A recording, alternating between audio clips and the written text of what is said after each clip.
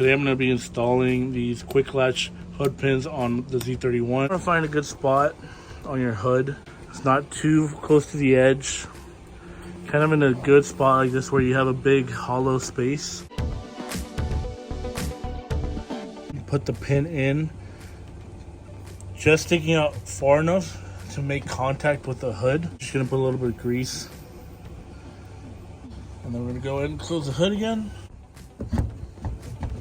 And you can see right there.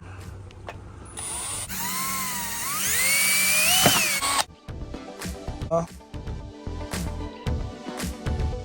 going to adjust it so that the hood hits it. They don't include a washer.